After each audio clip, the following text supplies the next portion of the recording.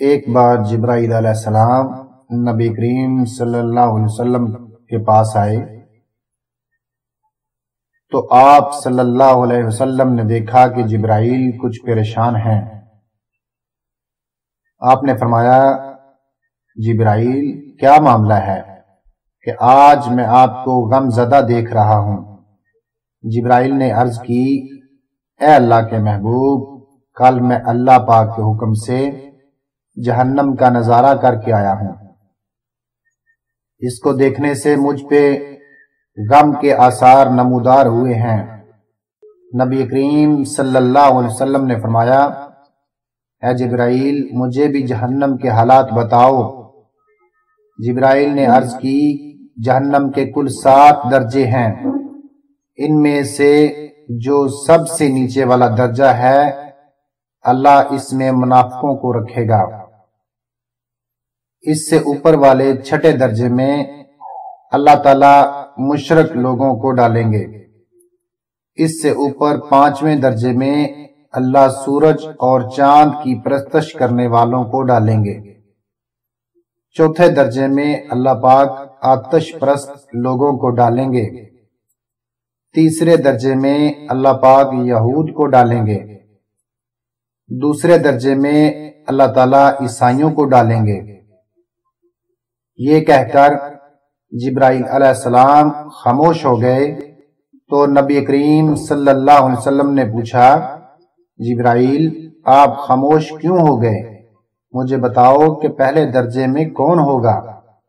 جبرائیل علیہ السلام نے عرض کی، اے اللہ کے رسول صلی اللہ علیہ وسلم، پہلے درجے میں اللہ پاک آپ کی امت کے گناہ گاروں کو ڈالیں گے۔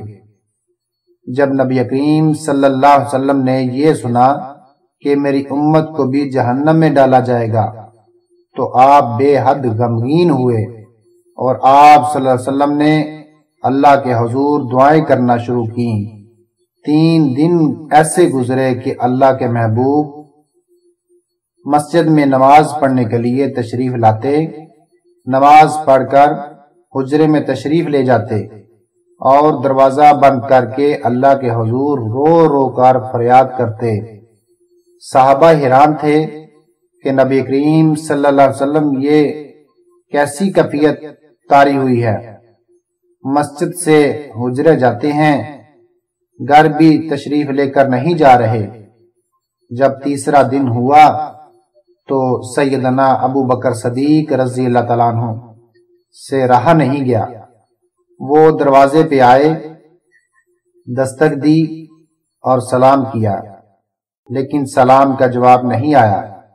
آپ روتے ہوئے سیدنا عمر کے پاس آئے اور فرمایا کہ میں نے سلام کیا لیکن سلام کا جواب نہ پایا، لہٰذا آپ جائیں، آپ کو ہو سکتا ہے سلام کا جواب مل جائے۔ آپ گئے تو آپ نے 3 بار سلام کیا لیکن جواب نہ آیا۔ حضرت عمر رضی اللہ تعالیٰ عنہ نے سلیمان فارسی کو بھیجا لیکن پھر بھی سلام کا جواب نہ آیا۔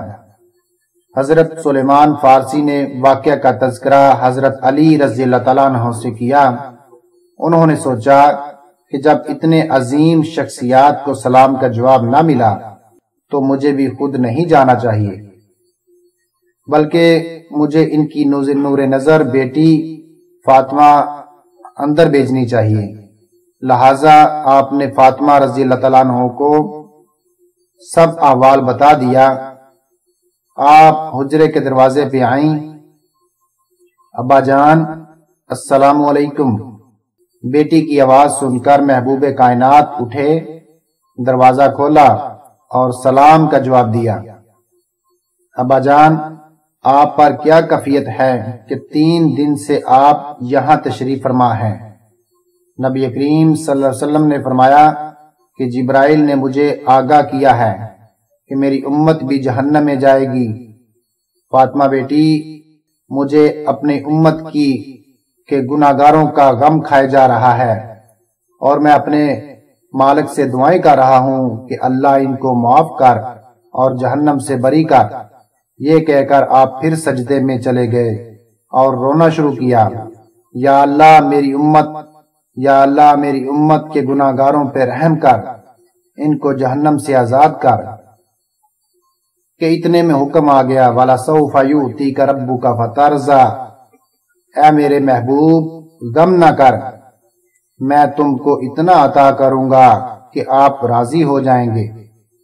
آپ خوشی سے کھل اٹھے اور فرمایا لوگو اللہ نے مجھ سے وعدہ کر لیا ہے کہ وہ روز قیامت مجھے میری امت کے معاملے میں خوب راضی کریں گے، اور میں نے اس وقت تک راضی نہیں ہونا جب تک میرا آخری امتی بھی جنت میں نہ چلا جائے۔ لکھتے ہوئے آنکھوں سے آنسو آ گئے کہ ہمارا نبی اتنا شفیق اور غم محسوس کرنے والا، اور بدلے میں ہم نے ان کو کیا دیا۔ آپ سے گزارش ہے کہ آپ کا ایک سیکنڈ اس تحریر کو دوسرے لوگوں تک پہنچانے کا ذریعہ ہے۔ میری آپ سے عاجزانہ اپیل ہے کہ لا حاصل اور یہ بے مقصد جو پوسٹیں ہم سب شیئر کرتے رہتے ہیں، آج اپنے نبی کی رحمت کا یہ پہلو کیوں نہ شیئر کریں۔ آئیں ایک ایک شیئر کر کے اپنا حصہ ڈالیں، کیا پتا کون گناہگار پڑھ کر راہ راست پر آ جائے۔